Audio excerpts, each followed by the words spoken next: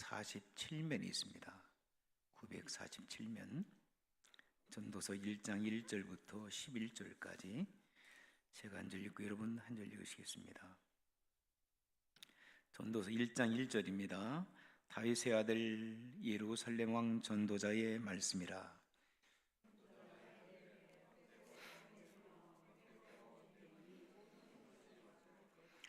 해 아래서 수고하는 모든 수가 사람에게 무슨 유익한가?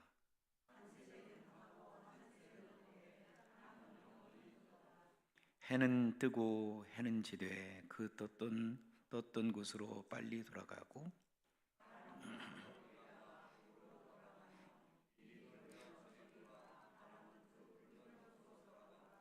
모든 강물은 다 바다로 흐르되 바다를 채우지 못하며 강물은 어느 곳으로 흐르든지 그리로 연하여 흐르느니라.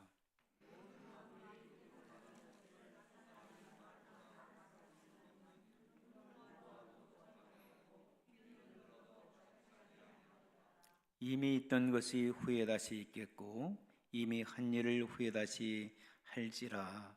해 아래는 새 것이 없나니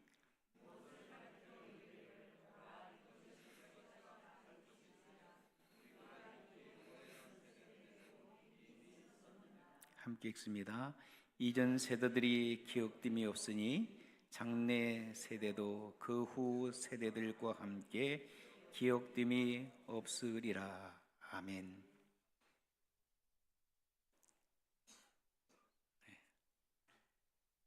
왜 그러십니까? 힘드세요, 제사님? 깜짝 놀랐네.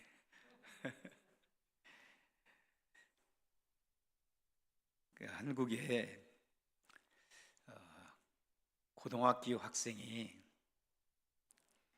고등학교를 졸업을 하는데 갑자기 이 학생이 탈모 현상이 일어난 거예요. 머리가 막 앞에가 빠지고, 고등학생이. 그러니까 이 고등학생이 이제 감수성도 예민한 학생이 너무 충격이 되어진 거예요. 그래서 대학 가는 것을 포기하고 이 학생이 집을 나갔어요. 홀어머니를 모시고 있었는데 어머니에게 자기의 사정을 얘기하고 집을 떠났습니다.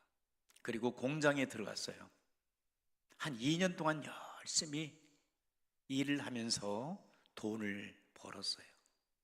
돈을 벌면서 이 탈모 현상, 이 머리가 나는데 좋다는 그 약을 여기저기서 구해서 먹기도 하고 바르기도 하고, 정말 신기하게 머리가 나기 시작한 거예요. 꽤 많이 나았어요. 그러니까 너무 기쁘잖아요. 그래서 이 학생은 이제 어머니에게 이 기쁜 소식을 알려주기 위해서 어머니에게 이제 돌아갔어요. 그리고 어머니, 제가 돌아왔습니다. 벌써 2년이라는 세월이 지났어요. 대학도 다른 친구들은 대학을 가고 그랬는데 이 친구는 대학도 안 가고 직장 다니면서 2년 동안 머리 하나를 머리카락을 낳도록 하기 위해서, 자라도록 하기 위해서 온갖 정성을 다 한 거죠. 그런데 집에 도착해서 어머니에게 기쁜 소식을 알려주기에 어머니 제가 돌아왔습니다 이렇게 어머니를 반갑게 맞이하는데 어머니가 슬픈 표정을 하고 계세요. 그러냐? 그런데 아들아, 어쩌면 좋아. 내가 군대 가라고 영장이 나왔거든. 여러분, 영장 나오면 어떻게 해야 돼요? 머리 다 깎아야 되거든. 빡빡머리로. 참 허무한 인생이잖아요. 오늘 본문의 말씀을 보면은 솔로몬이 어떤 사람이었어요? 솔로몬은 이스라엘 역사 속에서 가장 지혜로운 사람이었습니다. 아니, 어떤 이는 전 세계에서 가장 지혜로운 사람이라고 그렇게 표현하는 사람이 있어요. 사울 왕과 그 다음에 다윗 왕, 그리고 솔로몬. 이 솔로몬은 세 번째 왕이었죠. 그렇죠? 다윗의 아들 중에서 다윗의 똑똑한 아들들이 왕이 되려고 왕자의 난도 일으키고 그랬는데 결국은 왕이 된 사람은 누구였어요? 솔로몬이었거든요. 하나님께서 다윗 대신 솔로몬을 왕으로 세우셨어요. 그런데 이 솔로몬이 하나님으로부터 지혜를 받고 그 지혜를 가지고 행복한 인생을 살아보겠다라고 그는 수단과 방법을 가리지 않고 인생을 살게 됩니다. 그래서 이 땅에 살고 있는 사람들 가운데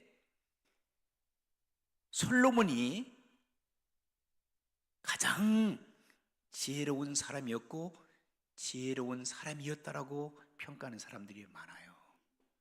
지혜로운 사람 중에 한 사람. 그런데 그 지혜를 가지고 처음에는 정치를 잘했습니다. 근데 그 지혜를 가지고 쾌락을 일삼는 거예요. 그리고 부귀영화를 누리기 시작한 거예요. 그리고 그의 명예가, 그리고 권세와 권력을 누리기 시작합니다. 그가 머리가 좋고 하나님께 주신 지혜로운 사람이었기 때문에 이 솔로몬은 또 연구를 잘했어요.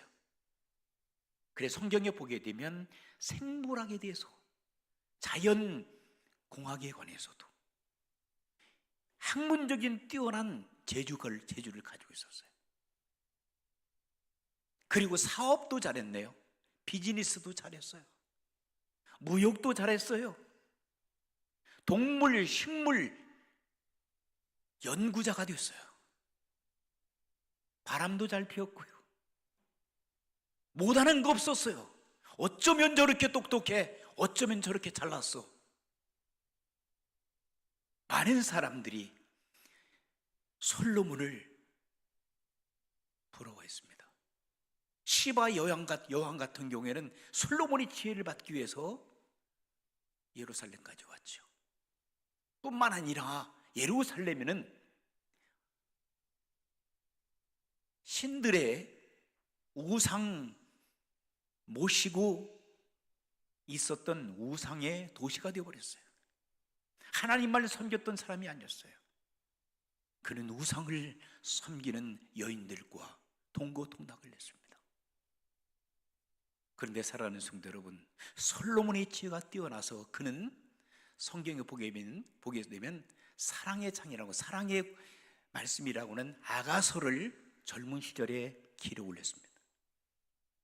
그리고 그가 중년 시절에는 어떤 말씀을 기록했어요? 우리가 계속 1년 내내 반복해서 읽고 있는 잠언, 지혜서 1장에 31장까지 있죠. 이 지혜서를 또 솔로몬은 그 중년의 나이에 기록을 했어요.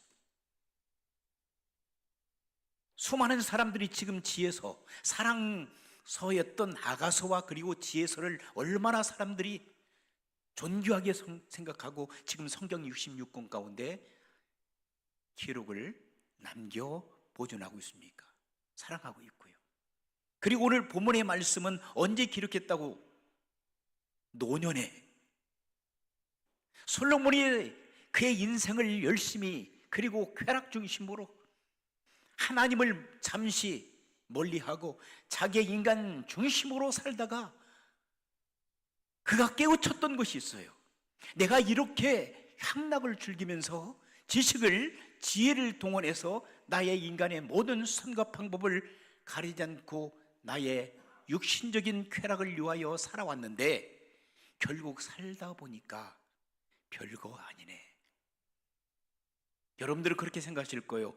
자기는 다 해봤으니까 그렇지. 그런데 그가 해보니까 별거 아니었다는 거예요. 그래서 이 기록을 남겼는데 전도서 1장 1절에서 12장까지 말씀을 쭉 읽어보면 여러분들도 여러 번 읽고 저도 몇 번 설교를 한 적이 있는데, 이 말씀은 한마디로 요약한다면 이 전도서는 무슨 말씀이에요? 뭐 하다는 거예요? 인생은 헛되다. 그래요. 헛되다.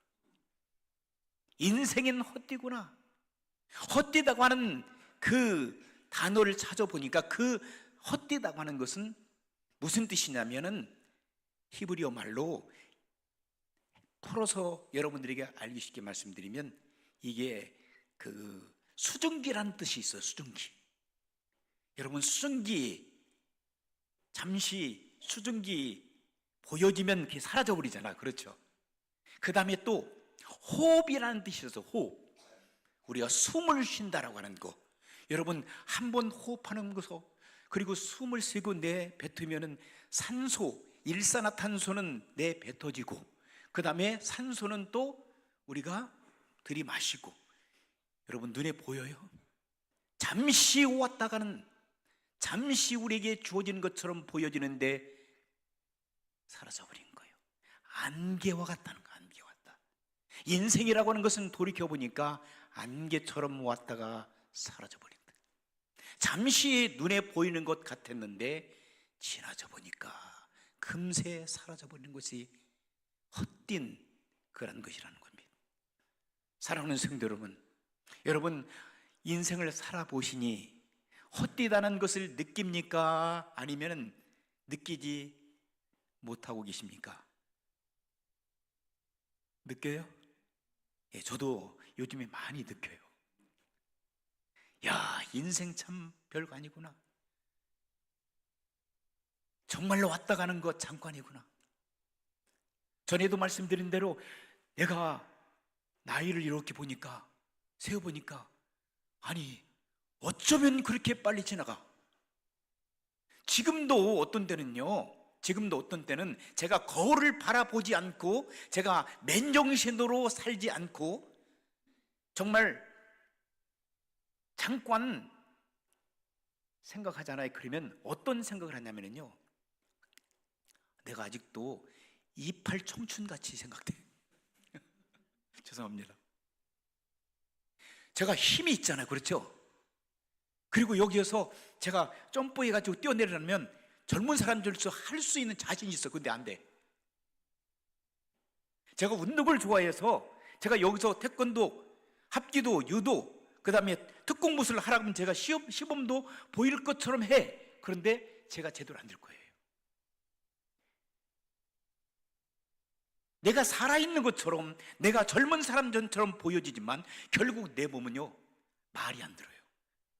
집에서, 죄송합니다, 운동을 하면서 이 다리를 이렇게, 운동할 때 다리 찢기라고 그래요. 다리를 쭉 뻗어가지고 하려면 몸이 말이 안 들어요. 아프고요. 우리 집사람이 배 좀 빼, 배 좀, 그래요. 본 만져보면 배가 있어요. 안 내려가요. 내 몸이 그만큼 망가졌다는 거예요. 허무해요. 정말 허무해요. 젊었을 때 그렇게 힘있게 살아갔었는데 어느 순간 제가 이렇게 됐다는 거예요. 그렇다면 여러분, 솔로몬이 지금 인생을 살아보니 아무것도 아니고, 인생을 자기 멋대로 살아보니 허무하고 허전하고 허탄한 것밖에 없는데, 그렇다면 솔로몬이 지금 이 본문을 통해서 1장 1절에서 12장 말씀까지 전체적인 맥락에 흐르고 있는 말씀을 통해서 우리에게 주고자 하시는 말씀은 헛된 인생 속에서, 모든 것이 헛되다고 하는 인생 속에서, 그러면 왜 헛되냐? 그것을 지금 생각하면서 우리에게 메시지를 주고 싶은 거예요. 왜 헛된 인생이 우리에게 주어지고 있는가? 그리고 헛되지 않는 인생을 살기 위해서는 어떤 삶을 살아야 되는가? 이것을 솔로몬은 전도서의 말씀을 통해서 우리에게 교훈으로 남겨주고 있습니다. 그렇다면 여러분, 왜 솔로몬은 이 본문을 통해서 인생은 헛되다고 얘기했을까요? 첫째로는 왜 그랬을까요? 인생은 조금 전에 제가 말씀드린 대로 무한한 존재가 아니라 인생은 죄로 말미암아 유한한 존재라는 것을 깨달았기 때문입니다. 자기가 일생을 살아가면서 하나님께서 주신 지혜의 명철을 가지고 이 땅에서 천년 만년 살고 싶었을 거예요. 그런데 솔로몬이 젊은 시절이 지나가 버렸어요. 중년이 지나가 버렸어요. 이제 노년이 되었어요. 이제는 갈 날이 얼마 남지 않았던 것을 그는 피부로 느끼기 시작한 거예요. 와, 나는 죽지 않고 영원히 살 줄 알았는데 나도 무너져 가고 있구나. 인간의 한계 상황을 느끼게 된 겁니다. 인간이 유한한 존재라는 걸 느끼게 된 겁니다. 사랑하는 성도 여러분, 여러분 그것을 느끼시죠? 저도 느끼는데 여러분 못 느끼세요?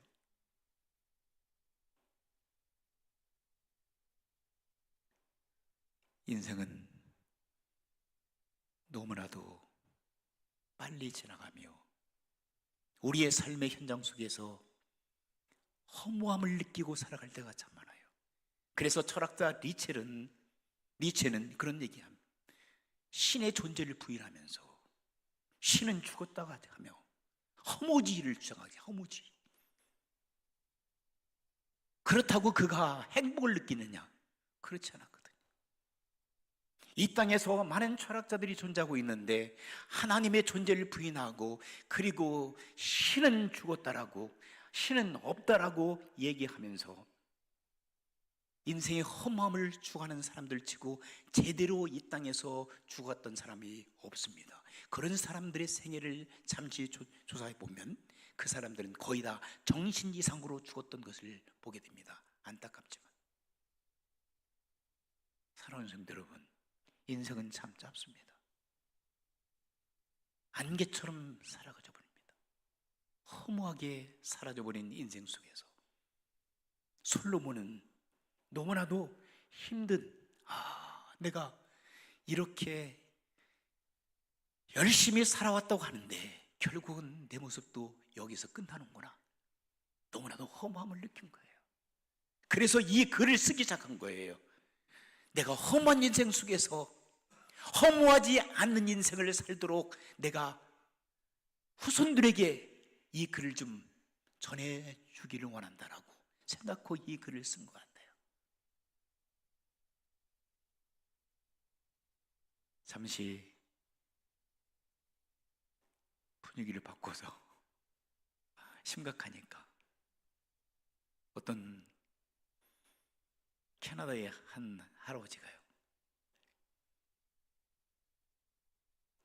양로원에서 할머니하고 열심히 그냥 평상시 젊은 시절 중년 그리고 열심히 살아왔는데 제대로 또 여행 한번 제대로 못 다니고 좋은 차 한번 제대로 타지 못하고 그냥 세월이 튀니까 그 할머니 할아버지가 캐나다 분인데 이것은 지역신문에 났던 내용인데요. 캐나다 지역신문에 이 두 분이 양로원에서 그냥 살아갔어요. 하루하루 힘들게 살아가고 있는데 이분이 복권을 샀네요. 복권 사보셨어요? 말씀 안 하시네. 다 사보신 경험을 가지고 계세요. 복권을 사가지고요, 그것을 가지고 있다가 이 복권을 정말 당첨이 됐어요. 17만 불 정도가 당첨이 됐어요. 그럼 많이 된 거죠, 그죠? 17만 불이면요. 근데 17만 불 그 당첨된 것을 은행에다가 집어넣었어요. 그리고 친구들에게 자랑합니다. 내가 이렇게 당첨됐다고. 너무나 기쁜 거예요. 친구들도 기뻐해요. 근데 그게 얼마나 갔을까요? 일주일 후에. 그래서 그분이 그런 거예요. 여행도 좀 가고 그리고 좋은 차를 좀 타고 그러니까 주변 사람들이 너무 같이 기뻐하는 거죠. 그런데 일주일 만에 그 할아버지가 죽었습니다. 이건 지역신문에, 캐나다 지역신문에 났던 내용입니다. 돈 한 푼 써보지도 못하고 허무하게 그는 이 땅을 떠나게 됐습니다. 그게 인생입니다. 그게. 우리는 이 땅에서, 저도 마찬가지고요, 여러분도 그럴 거예요, 천년 만년 살 것처럼 우리는 살아갑니다. 그렇죠? 오늘도 그렇게 했으니까. 그런데 성경에 보니까 우리가 연수가, 하나님께 허락한 연수가 70이에요. 70. 70 넘으신 분 대부분인데 큰일 났네. 그런데 강건하면 80이라. 80도 넘으신 분들이 계신데, 그런데 하나님께서 허락하신다면 여러분들은 그래도 90, 100살까지는 사실 줄 믿습니다. 할렐루야. 그런데 가만히 보면 오래 사는 것도 중요하지만 어떻게 살아가느냐가 중요합니다. 오래 사는 것도 중요하지만 어떻게, 어떤 마음을 가지고 이 땅에서 살아가느냐, 그게 중요합니다. 예수님은 33년 동안 이 땅에서 사셨습니다. 그런데 세상이 감당하지 못할 그 온전한 삶을 사셨기 때문에 우리가 지금도 예수님을 닮아가자고, 예수님의 삶을 따라서 살자고 동서고금을 막론하고 종교를 떠나서 그렇게 예수님을 존경하고 그분을 사랑하고 그분의 마음을 닮아가기를 원합니다. 그러므로 여러분, 구차하게 80년, 90년, 100년 사는 것, 그거보다는 어떻게? 사람답게, 예수님 믿는 사람답게, 믿음의 사람답게 짧은 인생을 살아도 그렇게 사는 거 여러분 귀한 일인 줄 믿습니다. 그러나 더 좋은 것은, 여러분 지금 이런 상황 속에서 더 좋은 것은 뭐냐면 오래오래 80년, 90년, 100년까지 건강하게, 마음도 건강하고 육신도 건강하고 마음도 건강하고 영도 건강하여 하나님께서 이 시대에 여러분에게 맡겨진 사명을 잘 감당하며 살아가는 것이 더 복된 인생인 줄 믿습니다. 그런 인생을 여러분들이 사시기를 주의 이름으로 축원합니다. 그래서 솔로몬은 지금 왜 사람들이 험한 인생을 살아가고 나도 그렇게 살아갔냐? 인간은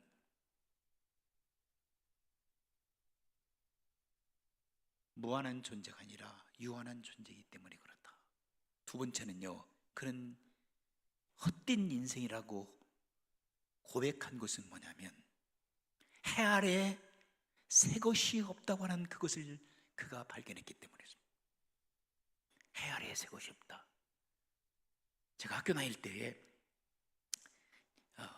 달라스 신학의 그 유명한 교수님 한 분이 책을 쓴 책을 이렇게 읽다가 그분이 서론에서 그렇게 시작을 하더라고요.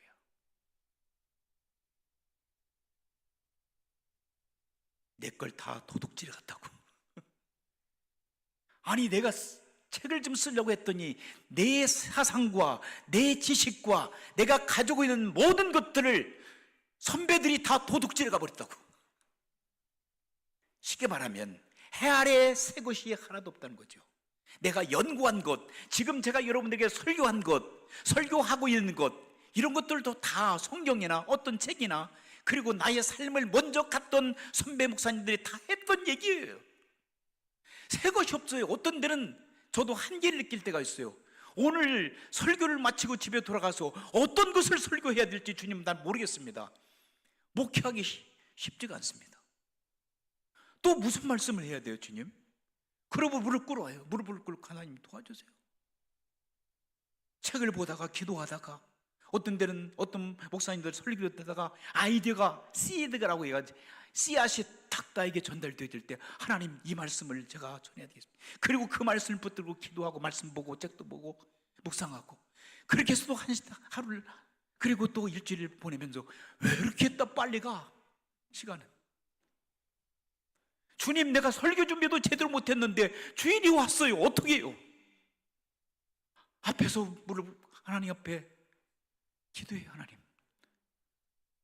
제가 이 자리에 서서 말씀을 증거하면서도 하나님 도와주세요. 내가 어떻게 설교할지 모르겠습니다. 거의 30년 이상 40년 가까이 강대상에서 젊을 때부터 지금까지 강대상을 지키고 특별한 그러한 어떤 일이 아니고는 주의를 범한 적이 없는데 하나님 말씀을 전한다고 하는데 자신이 없어요. 허무해요. 내 것을 선배님들이 다 가져갔어요. 무슨 말을 전해야 될지 모르겠어요. 그래서 솔로몬같이 비범하고 머리가 좁고 영특한 사람도 해 아래 새 것이 하나도 없구나. 역사는 계속 돌아가고 있구나. 새 것인 줄 알고 또 연구해 보니까 다른 분이 다 해놓은 거예요. 여러분들 인생도 그럴 거예요. 인생은 쳇바퀴 도는 것처럼 계속 돌아가고 아침 먹고, 그리고 여러분도 그렇잖아요. 오늘 아침 먹은 내일 아침에 주부님들이 그렇잖아요. 뭘 먹지 또? 우리 남편 이거 안 해주면 큰일 나는데 밥상 뒤에 엎어버리는데 얼마나 힘드세요. 하루하루가 여러분 이렇게 지나가잖아요. 이런 상황 속에서 솔로몬도 그걸 느꼈던 거예요. 머리가 좋았기 때문에. 그렇다면 마지막 결론은 무한한 인생의 발걸음 속에서 해 아래 새 것이 없다고 하는 그런 상황 속에서 이렇게 살다가 나는 가야 되냐? 아닙니다. 노입니다. 마지막 결론적으로 12장에서 그가 하고 싶었던 얘기는 뭐냐면은 세상 사람들이 헛된 인생을 걸어간다라고 그건 주장하고 있지만 세상 사람들은, 그러나 내가 보니 헛되지 않는 것이 있다. 창조주 여호와 하나님을 섬기고 믿음으로 살아가게 되면 헛되지 않는 인생을 살아갈 수 있다. 할렐루야. 그걸 발견한 거예요. 저도 그걸 발견하고요. 젊었을 때 뭔가를 해보자. 그리고 중년 때 뭔가를 해봤어요. 여러분 그렇잖아요. 지금 이 시간 여기까지 왔어요. 허무하게 이대로 끝나시겠습니까? 아닙니다. 여러분들에게 이 시간 생명을 연장시켜 주시고 여러분들이 지금 살아 계시도록 힘 주시고 능력 주시는 분은 살아 역사하시는 전능하신 하나님이십니다. 할렐루야. 그 하나님께서는 여러분들에게 삶의 의미와 가치와 목적과 비전을 이루도록 여러분들을 붙들어 주고 계신 줄 믿습니다. 지금도 무엇을 하고 계십니까? 앞으로 주님께서 부르시는 그날까지 여러분들 어떤 일을 하시고 싶으세요? 많은 일을 하지 못해도 괜찮습니다. 정치가는 정치하면 됩니다. 돈 많이 버는 분들은 사업하시면 됩니다. 선교사님들은 선교하면 됩니다. 목사님들은 목회하시면 되고요. 그러나 그렇다면 여러분들에게 맡겨주신 하나님의 귀한 보배들이 있습니다. 여러분의 가정을 지켜나가는 겁니다. 여러분의 남편 섬기고요, 아내를 섬기고요, 그리고 자녀들을 섬기고 부모 형제들을 섬기는 거, 뭘로? 예수님의 사랑으로, 하나님 말씀으로, 그리고 교회의 작은 일, 큰 일이라고 하는 거. 저는 제가 항상 여러분 말씀드리는데 교회에서 여러분 반복되이 사는 거 저는 싫어합니다. 왜? 교회에서 광신도처럼 살아가지 마세요. 교회에서 그냥 하루 종일 있으면서 그리고 나가서 집에 가고 남편 바가지 팍팍 긁고 아내들 그냥 못 살게 하고, 그건 믿는 사람들이 아닙니다. 예배를 예배답게 드리시고 주님을 만나세요. 교회에 맡겨진 일, 적은 일, 큰 일보다도 적은 일이라도 작은 일부터 충성을 다하세요. 그리고 집에 돌아가셔서 집에 가정을 지키세요. 가정에 건강한 가정을 만드세요. 하나님께 여러분에게 책임을 주신 겁니다. 사회에 나가세요. 직장 생활하세요. 열심히 맡겨진 일들을, 하나님께서 맡긴 일들을 여러분들이 정성을 다하여 그들을 그리스도의 이름으로 섬겨주세요. 그들에게 복음을 전가할 수 있는 기회를 만드시고요. 그리고 기회가 되면 또 여러분 선교지 가서 선교도 하고, 그리고 또 여러분 선교사님들, 목회자들, 그리고 주변에 교회들 많잖아요. 여기 목사님들, 어려운 목사님들 많아요. 그들을 위해서 기도하세요. 우리는 교회가 하나가 되어야 되는데, 이 애틀란타, 제가 주장하고 있는 거지만 애틀란타 500개, 600개가 교회가 있대요. 그런데 우리는 각자 각계 전투하고 있어요. 그렇죠? 내 교회밖에 몰라. 내 교회만 부흥되면 끝나. 우리는 하나입니다. 그렇죠? 우리가 싸울 것은 누구와 싸워요? 악한 영들과의 싸움이지, 교회와 교회끼리, 목사하고 목회자끼리 싸움이 아니에요. 성도와 성도끼리 싸우는 게 아니에요. 그런데 어느 순간부터 우리는 보면은 내 교회 교인들 데려오려고 그러면서 하나님 앞에 어떻게 서요? 우리는 예수 그리스도 안에서 한 몸인 줄 믿습니다. 교회는 하나예요. 목사님들, 어려운 목사님들 위해서 기도해 주세요. 잘 나가는 목사님들 위해서 기도해 주세요. 우리가 예수 그리스도 안에서 우리는 하나입니다. 한 몸입니다. 한 지체입니다. 그러므로 우리는 서로 잘 되기를 원해야 됩니다. 서로 연연해야 됩니다. 악한 사단의 세력들을 그리스도의 보혈의 능력으로 물리치게 하시고, 아직도 악한 사단에게 사로잡혀 있고 지금 이 지역사회에서 예수 그리스도를 믿지 못하는 많은 사람들에게 그리스도의 복음 위에 모든 사람들이 합력해서 선을 이룰 수 있는 능력 있는 삶을 살아가야 될 줄 믿습니다. 기도하시겠습니다. 하나님, 우리에게 힘주시고 능력 주시옵소서.